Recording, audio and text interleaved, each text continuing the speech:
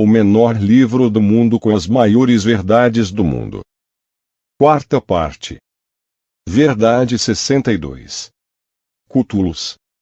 Temos falado de várias raças cósmicas que trabalham no lado escuro. Algumas delas são até certo ponto já conhecidas por milhares de pessoas. Temos informação e consciência que tem permitido àqueles genos que estão encarnados entendam os sistemas escuros e a manipulação que implantaram por milhares de anos.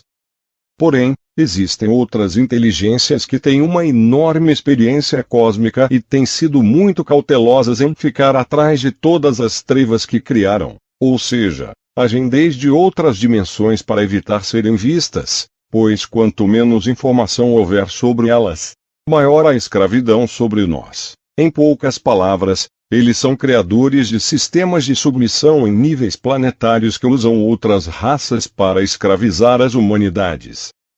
Esta verdade é dedicada a uma raça que se manteve presente, mas ao mesmo tempo escondida neste planeta, porém são elas que causaram a maior regressão espiritual evolutiva em Gaia e em muitos outros planetas. Esta verdade é dedicada à raça Cthulhu. Esta raça é conhecida nesta galáxia como os demônios coletivos, já que sua arma letal é a manipulação mental das humanidades mesmo estando a milhões de anos-luz de distância, o aspecto ou forma com que vieram a se manifestar neste planeta. É como povos humanos. Eles são uma raça extremamente agressiva e obcecada com o poder sobre os planetas que energeticamente lhes convém ter sob seu comando. A palavra Cthulhu significa flecha que perfura e controla o interior dos corações, palavra que vem de uma das línguas que esta raça costuma usar. Ao contrário da forma como os reptilianos, liranos, arianos, grises ou qualquer outra dessas raças agem para subjugar e explorar as humanidades através do medo, violência e derramamento de sangue. Os Cthulhus têm uma maneira completamente diferente de roubar a energia das humanidades. Vou tentar ser muito claro ao explicar a forma como funciona. É comum que pessoas que decidem criar vínculos ou trabalhar com alguns seres de dimensões densas através de ritos sombrios para obter algo em troca, exijam o derramamento de sangue animal ou humano. O preço desse favor que se pede ao demônio ou entidade é muito alto, porque em algum momento aquela pessoa tem que pagar a força nesta dimensão encarnando o preço do que obteve. Aqui está um exemplo mais claro. Se uma pessoa pede a uma dessas entidades sombrias para ter muito dinheiro, poder e mulheres, essa pessoa terá que realizar vários rituais de sangue, dependendo do tamanho do favor que está sendo pedido, mas se essa pessoa não cumprir sua parte do negócio, em algum momento a entidade irá cobrar de você o favor realizado, seja qual for o preço que você terá que pagar, seja com a morte de um animal, algum conhecido, parente, estranho ou no caso de não realizar esse rito, ele deve ser pago com a morte da pessoa que pediu o favor. O preço deve ser pago na terceira dimensão sim ou sim. Não há como fugir ao pagamento devido a esses tipos de entidades. Os Cthulhus trabalham de uma maneira muito diferente. Os favores que eles fazem devem ser pagos na quarta dimensão inferior.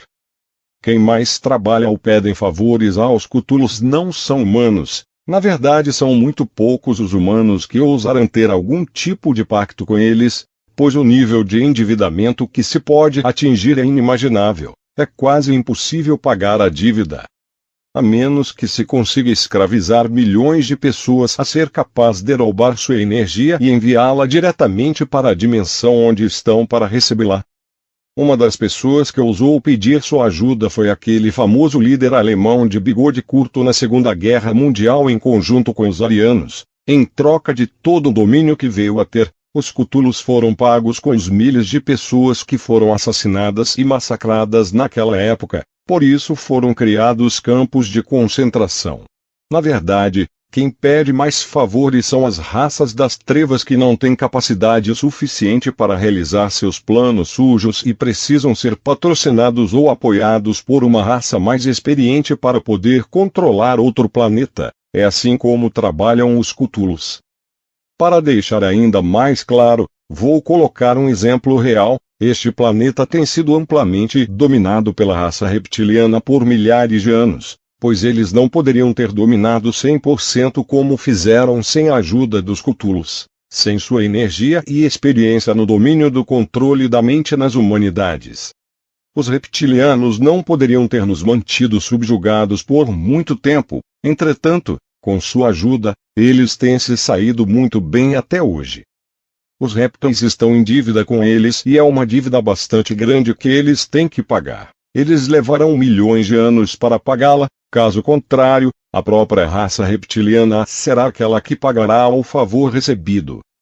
A forma como os Cthulhus recebem seu pagamento de energia não é da terceira dimensão, é da quarta dimensão inferior, ou seja, a morte é causada às pessoas e quando elas deixam o corpo a energia continua a ser extraída mesmo sem estar encarnada. É assim a escravidão e a subjugação por essas raças não acaba aqui, pode continuar depois que deixarmos os corpos humanos.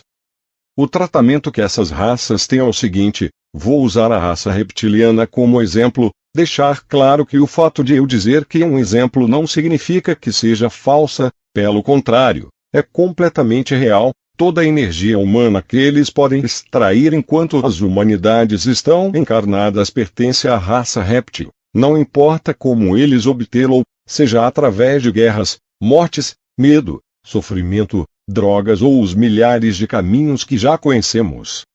Mas a energia que as pessoas emanam quando saem do corpo ou melhor, quando morrem, pertence aos Cthulhus. Isso mesmo, a passagem da terceira para a quarta dimensão inferior no processo da chamada morte, é algo como um oásis energético para esta raça, porque ao deixar um corpo para ir ao lugar que devemos ir, é necessário passar pela quarta dimensão inferior, é apenas o túnel de que falei na verdade 52. Está infestado de entidades densas que se dedicam a roubar energia de espíritos confusos e que não querem ou não se atrevem a passar pelo medo. Eles ficam vagando ou perdidos por um longo tempo enquanto roubam sua energia e se alimentam deles. É bem naquele lugar onde milhões de espíritos desencarnados continuam a roubá-los e extraí-los até a última gota de energia, que é o pagamento pertencente aos Cthulhus. Outra forma é quando uma pessoa é submetida quando está descansando ou dormindo, o conhecido sítio sub é o muerto em espanhol, o morto sobe em você em português. Aquela energia que é roubada dessas pessoas vai direto para a conta do banco de energia dos Cthulhus. Por isso o nome significa flecha que atravessa e controla o interior dos corações, pois o controle da energia vai além do corpo, atinge o coração ou a essência dos seres. Essa energia é armazenada e enviada a milhares de anos-luz do planeta, enviada através de vórtices multidimensionalmente conectados até o lugar onde vive esta raça, ou seja, os Cthulhus são como uma espécie de investidores que criam empresas planetárias, que colocam para trabalhar os seus empregados e sem mexer um dedo recebem com calma o seu salário e quem não cumpre este negócio paga com sua própria energia, em termos humanos. Poderíamos dizer que o paga com a própria vida ou com a morte. Nesses níveis dimensionais, a escravidão é chamada de morte por eras. Ou seja, a raça escravizadora torna-se serva eterna, como é o caso dos grises que trabalham com os répteis e por sua vez os répteis são escravizados pelos Cthulhus. Este planeta foi invadido precisamente 450 mil anos atrás por uma linhagem reptiliana comandada por Enlil e Enki, a fim de pagar a dívida ancestral que sua linhagem tem desde tempos imemoriais, uma dívida de energia que até agora não foi paga. Este planeta maravilhoso e nos sem devermos ou temermos temos feito parte de seu pagamento, mas isso vai durar até que decidamos e permitamos. Você que está lendo isto tenho certeza que é um daqueles maravilhosos guerreiros cósmicos que vieram aqui para colocar ordem e libertar a humanidade. Gaia e seus lindos filhos e você fará tudo com a maior arma que existe no universo, a humildade e amor. Porque todos aqueles guerreiros akashicos e guerreiras akashicos que empunham a espada da verdade e as asas do amor, nada nem ninguém será capaz de detê-los, nem aqui, nem em qualquer lugar do universo. Para finalizar esta verdade, Gostaria de deixar algo mais claro: os estoques de energia que existem neste planeta de onde eles enviam energia estão em toda parte. A maioria deles são sítios arqueológicos e de grande misticismo. Por exemplo, as pirâmides do Egito, as fundações que existem em muitas partes do México, como Teotihuacan, as estranhas rochas que formam um círculo na Inglaterra, a muralha da China, entre tantos outros lugares, mesmo aquelas figuras famosas que aparecem nos campos em várias partes do mundo não são mensagens de alienígenas que querem se comunicar conosco. São mensagens transmitidas entre raças das trevas para avisar que uma grande quantidade de energia foi capturada e enviada a algum lugar, mas nos levaram a acreditar que são mensagens para humanos de outras raças amigas. Para encerrar, quero dar um exemplo do que os Cthulhus criaram para nos manter mentalmente escravizados. Eu sei que o que você está prestes a ler pode ser muito difícil e forte de assimilar. Uma de suas maiores criações foi a história e a personificação da conhecida Virgem de Guadalupe no México. Com isso não quero dizer que as pessoas que são devotas ou sentem algo bonito pela Virgem sejam ruins, que não seja mal interpretado, mas é preciso entender que essa imagem é criação dessa raça. Na realidade, a Virgem, em essência, não existe. Essa divindade é falsa, foi criada porque nos tempos sombrios da Inquisição, na qual eles queimaram milhares de mulheres maravilhosas que as chamavam de bruxas, culpando-as por fazerem magia negra, foram queimadas na fogueira ou expostas em público a torturas inimagináveis. A caça a essas mulheres foi tão grande que os líderes religiosos perceberam que começou a haver uma grande fuga de devotos.